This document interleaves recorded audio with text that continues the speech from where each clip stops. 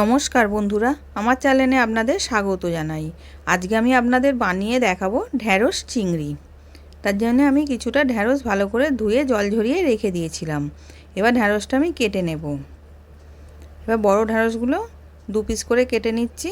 সামনে পেছনটা কেটে ফেলে দিয়ে এবার দু পিস করে কেটে নিয়েছি, আর ছোটোগুলো গোটা গোটা রেখে দেব। এরকম করে সব ঢ্যাঁড়সগুলোকে আমি কেটে নিচ্ছি।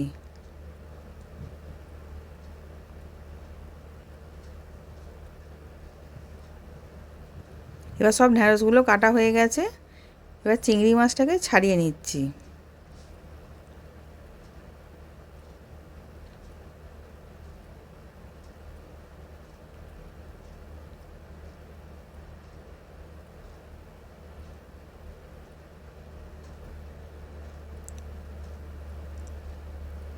এবার চিংড়ি মাছগুলো সব ভালো করে বেছে ধুয়ে রেখে দিয়েছি।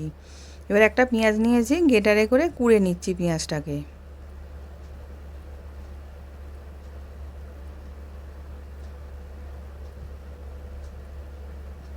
এবার পেঁয়াজটাও কুড়া হয়ে গেছে, একটা টমেটো নিচ্ছি, ওটাকেও কুড়ে নেব।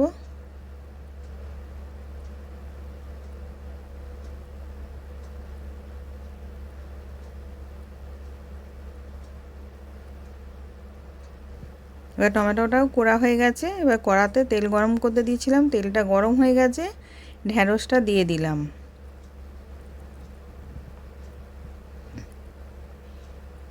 দিয়ে ভালো করে ভেজে নেব।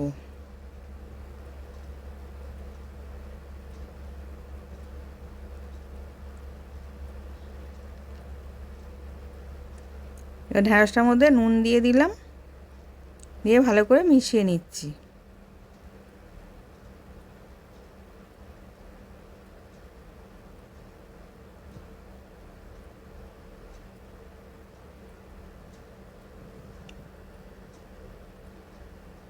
এবার ঢ্যাঁড়সটা ভাজা হয়ে গেছে, আমি তুলে নিলাম।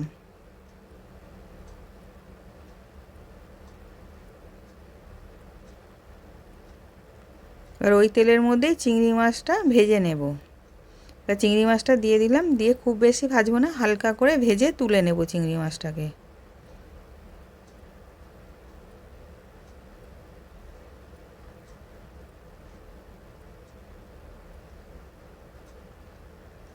এবার চিংড়ি মাছটাও ভাজা হয়ে গেছে, আমি তুলে নিলাম। এবার ওই কড়াতেই কিছুটা তেল দিয়েছিলাম, দিয়ে কালো জিরে ফোড়ন দিলাম। এবার পেঁয়াজটা কুড়ে রেখেছিলাম, ওটাকেও দিয়ে দিলাম, দিয়ে ভালো করে ভেজে নেব।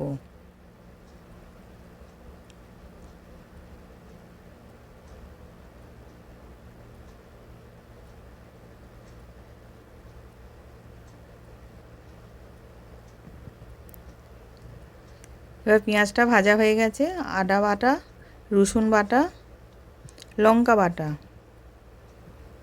দিয়ে ভালো করে এবার কষিয়ে নেব, যাতে কাঁচা গন্ধটা চলে যায়।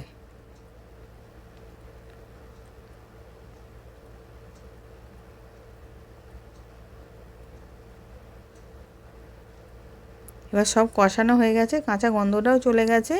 এবার টমেটোটাও দিয়ে দিলাম, দিয়ে ওটাকেও ভালো করে ভেজে নেব।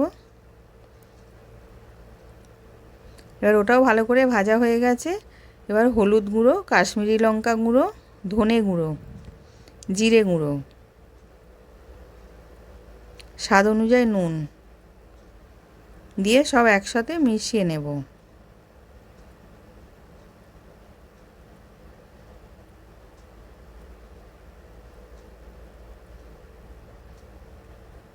এবার ওর মধ্যে ঢ্যাঁড়সটাকে দিয়ে দিলাম, আর চিংড়ি মাছটাও দিয়ে দিলাম, দিয়ে মশলাটার সাথে কষিয়ে নেব সব একসাথে।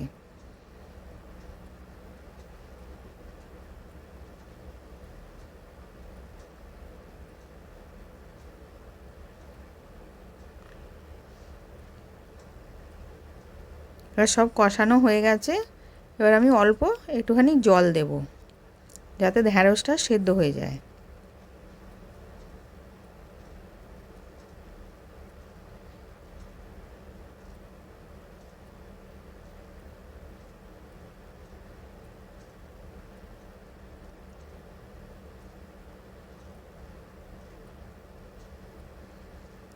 এবার আমি চাপা দিয়ে দিলাম সেদ্ধ করার জন্যে। এবার সেদ্ধ হয়ে গেছে।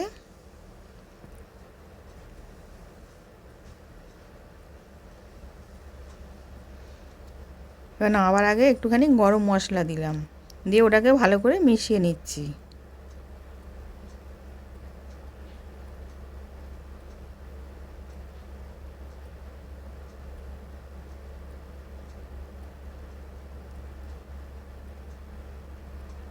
এবার রেডি হয়ে গেছে, আমি নামিয়ে নিলাম। নতুন নতুন রেসিপি দেখতে লাইক দিয়ে ফলো করে রাখো। আশা করছি ভিডিওটা ভালো লেগেছে। আমি হাজির হব আর এক নতুন রেসিপির সাথে।